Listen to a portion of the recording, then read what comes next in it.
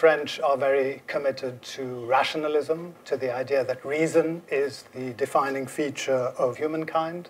And this goes all the way back to René Descartes, the great philosopher, who famously said, "I think, therefore I am, cogito ergo sum." And that really is the launching pad for this great kind of rationalist tradition that you see developing all the way through up to the late 20th century.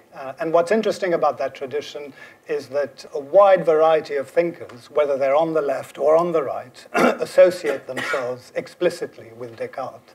So Descartes really is the founding father of a rationalist tradition. Even those who kind of oppose Descartes do so explicitly on the basis of what he himself argues. So I think there's this kind of Cartesian rationalism, which is very much part of the French tradition.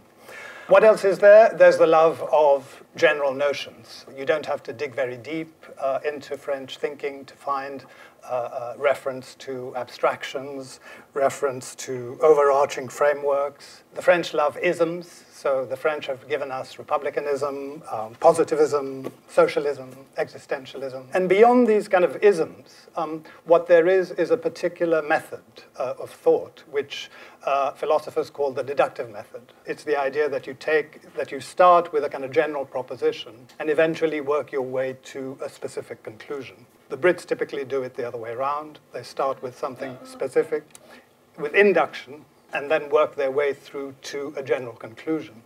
But it's one of the kind of characteristic differences between the French and the English. Thirdly, there's also what you might call a rebellious, contrarian, a kind of disputatious quality to French thought. Montaigne, I think, said, "There's no conversation more boring than the one in which everybody agrees." I sometimes tease my French friends and I say, even when you're agreeing with me, it sounds as though you're kind of shouting at me. And sometimes one has that slight feeling in France that people argue for the sake of arguing. But this notion of disputatiousness is very much present in the French tradition. And that is reflected also in the kind of dualistic quality of French thought, the kind of love of dividing things into two. It sometimes seems, when you're observing a French discussion, that everything has to be boiled down into two opposing camps. And it's no accident that the French have invented the division between the left and the right. You know, this is one of the kind of classic ways in which we measure political space. And this comes right out of the French Revolution. It happened simply because a group of parliamentarians who were progressive went and sat on one side of the assembly, and people with the conservative views went and sat on the right-hand side. Who knows what would have happened if they'd done it the other way around. Dualism, that's also a kind of characteristic feature. And last but not least, there is what I would call universalism, this projection of French thought into the world. The French, from the late Middle Ages onwards, have thought of themselves as a people who don't just think for themselves, but think for the world. And you find examples of this across a very wide range of philosophies and traditions of thought. There's a kind of messianic quality to French thinking, and one of many possible quotes reflecting this comes from the historian Ernest Lavis, who's a kind of Republican historian who was writing in the late 19th and early 20th century. And Lavis tells us, and I quote, "France is charged with representing the cause of humanity." What I want to go on to say very quickly is that I don't believe in national character. I don't believe that these are somehow kind of inherent or essential features of French thought. I'm not making a kind of anthropological argument saying that this is how the French have been ever since they were Gaulois, and this is how they will always be. Because I don't really believe one can talk about national character in intellectual terms. These characteristics that I have described, I think the way we should think about them is to think about them as social and cultural constructs. They are things that have developed over about 4 centuries, really. And they have taken the form that we now associate with them over this long period of time. And what that also means is that French thought has a particular historical character, and that historical events, historical factors, have played a very important role in shaping it. I think the legacy of the Enlightenment is very significant. The mid to late 18th century, people like Voltaire, Rousseau, Diderot, are the ones who, in a sense, defined French thought in the sort of way I've just outlined. And then, of course, there's the French Revolution. 1789. And the revolution really shapes the way the French think about themselves in absolutely fundamental ways. It gives us a political culture of generality. So everything about how the French think about themselves is defined in general, abstract terms. So with the revolution, you have the Declaration of the Rights of Man and the Citizen. So that's an idea of citizenship which is framed around general principles. A little bit later, you have liberty, equality, fraternity. That's another example, again, of how the French think about themselves through these abstract and general terms. And you have, through the revolution, this very French idea of a nation, not based on ethnicity or blood, but an idea of a nation based on shared principles and shared values. And that's something that comes straight out of the revolution and continues to shape the way the French think about their collective identity up to today. So the Enlightenment, the revolution, the Republic, the Republican tradition, I mean, the French see themselves as a nation of resistors, whose vocation it is to resist tyranny. But when you look at the way the French talk about themselves in the 19th century or in the First World War, this idea of the French as a hardy, sturdy nation of resistors is already there. And of course it comes out during the Second World War with General de Gaulle, with the whole discourse about the resistance. And it's then popularized in the 50s and 60s in the comic strip adventures of Asterix. You know, Asterix is the Gaulois, and who are the Gaulois? Irreducibly French villagers who resist the occupation of the Romans and are feisty, querulous, but ultimately they embody this kind of civic idea of the revolutionary and the Republican tradition. So this idea of the French as a nation of resistors, I think, is something that we should also bear in mind, something that emerges historically, but is reinforced by the experience of the Second World War, and it's very much part of how the French see themselves today. If you ask the French, you know, do you see yourselves as a nation of resistors at the moment? The overwhelming answer is yes. They see themselves as wanting to resist the influence of the dastardly Anglo-Saxons. They see themselves as trying to resist the imposition of English language and American culture. So this notion of resistance plays a very important role, I think, in the French self-image. Last but not least, in the why and how this French self-image has emerged, I think institutions are really important. And this underlines the point I'm making, that this isn't just some kind of essential characteristics of the French as a people. It's been produced by political and cultural institutions. From the revolution onwards, the French state, the French public authorities go about forging a certain idea of what it means to be French through the education system, through elite institutions. One of the small but significant ways in which this kind of notion of ideas mattering continues to play a role in French public life is simply the place of philosophy in the secondary school curriculum. No matter what you're specializing in, you have to take philosophy. So that's my second point. The French way of thought has certain general characteristics, but these general characteristics have evolved over time and have been constructed socially and politically. So what are the advantages and disadvantages of a way of thought like this? The strengths are almost self-evident to anyone who surveys French intellectual production over the past 3 centuries. The French have been extraordinarily creative and inventive. But if you just look at the words that we use in political science, words like ideology, popular sovereignty, even the discipline of sociology, these are terms that are invented by French thinkers. The notion of the public intellectual is one that has become universal, of course, and most countries have public intellectuals. But the French public intellectual is something very distinct. And the notion of the intellectual as someone with a distinct moral and spiritual mission, that too is a French invention. It comes out in the late 19th century during the Dreyfus Affair, and ever since then, French intellectuals have continued to play a very important role in French public life. There's this creativity and inventiveness, which is very important. There's also this magnificent boldness that you have in French writing and in French thinking. The French like to see things in grand schemes. They have grand objectives. The other thing that is very striking about French kind of boldness is the aspiration of different schools of thought to provide what I would call total explanations. In Britain, most philosophers or social theorists would say you can't provide a total explanation for anything. The great kind of philosophical and historical schools of the 20th century have tried or have seen themselves as providing total explanations.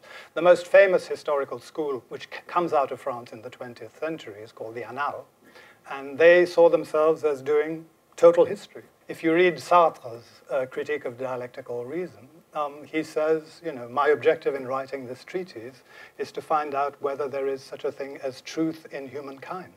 This is boldness, right? This is really boldness at its very best. What you also get, of course, in France, you get a tradition of challenging established views.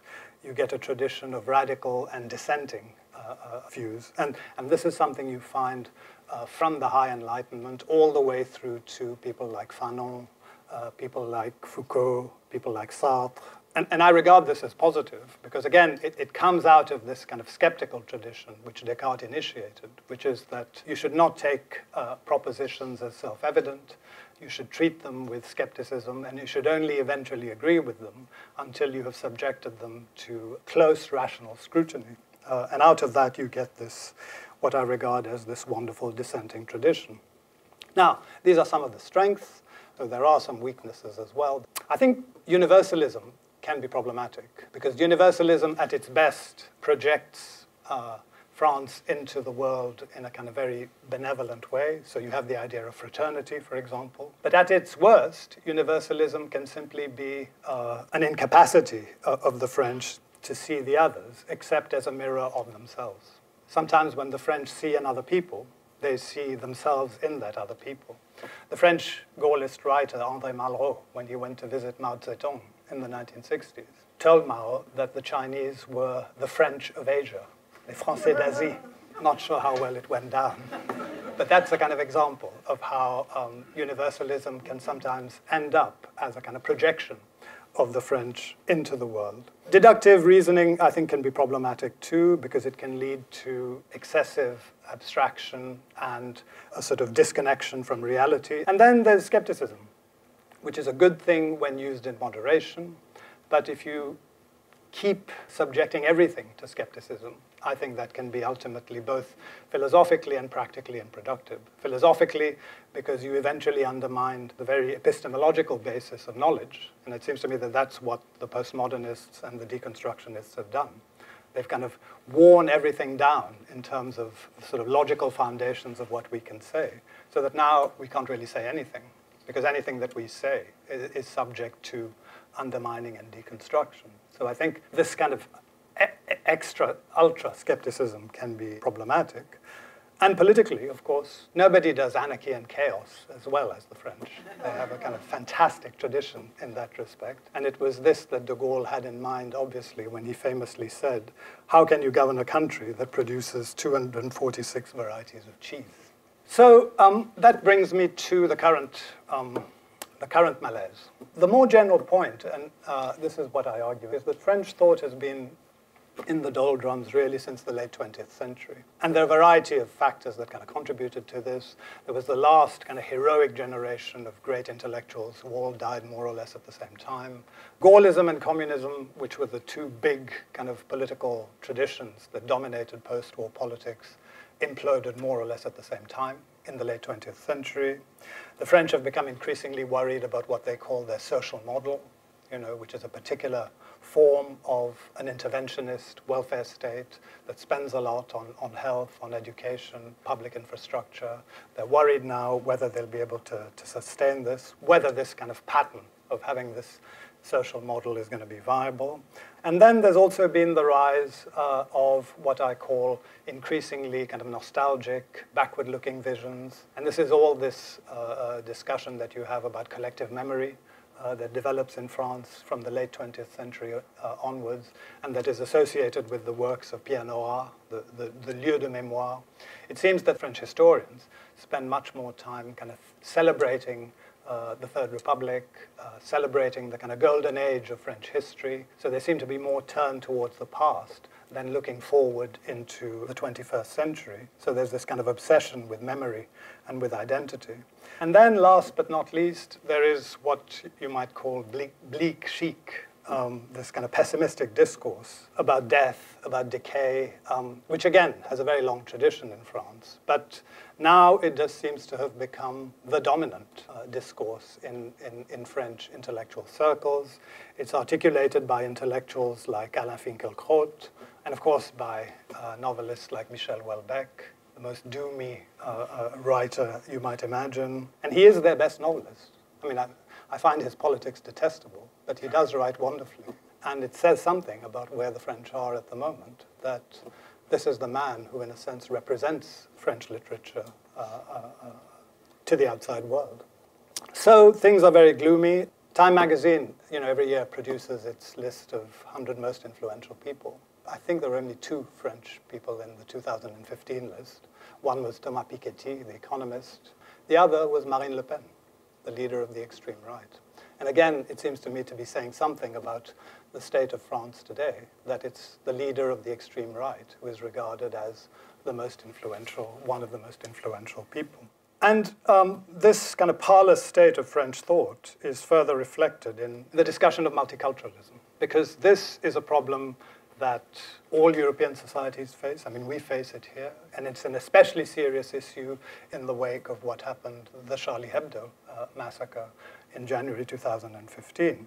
This has a kind of particular French angle, but it's also not a problem that the French have faced alone. It seems to me the French have approached this in a way that kind of highlights the pitfalls of some of their traditional patterns of thinking. Let me give you a couple of examples of this. One is that the French write about the status of their ethnic minorities or their post-colonial minorities without any kind of reference to empirical evidence. It's very striking that there are actually no reliable statistics about French ethnic minorities. And there's a reason for this, namely that it's illegal to collect statistics about ethnic minorities. When I say to my French friends and colleagues, well, why don't you do this? They say, well, it's contrary to Republican tradition.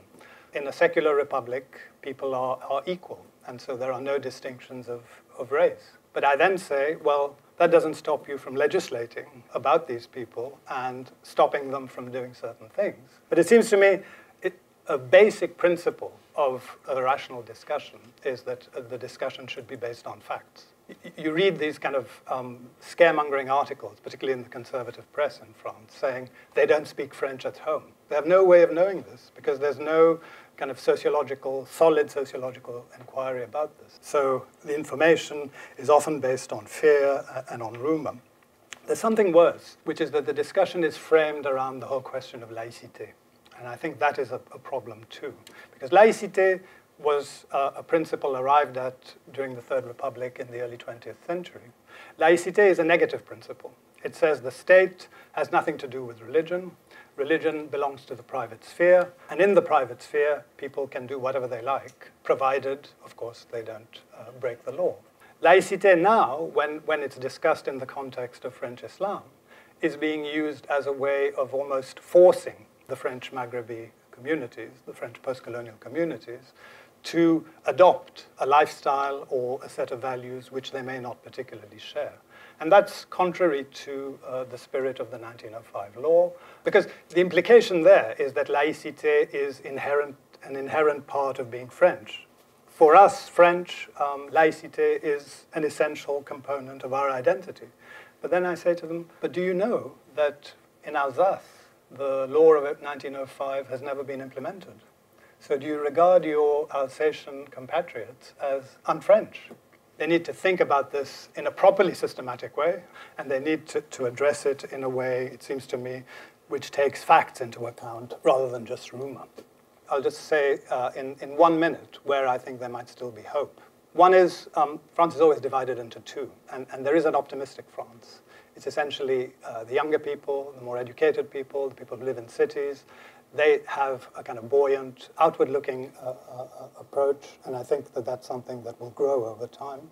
The French are still capable of producing stimulating applied theory, French sociology is actually in a rather productive phase at the moment. There's someone called Emmanuel Todd who does very interesting applied work as well. It remains an intellectual nation. It's a country where a great amount is still spent by the state on culture.